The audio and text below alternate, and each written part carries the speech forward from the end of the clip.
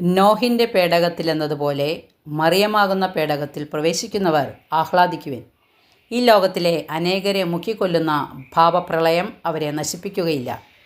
വിശുദ്ധ ലൂയി മോൺഫോർട്ടിയുടെ വാക്കുകളാണിത്.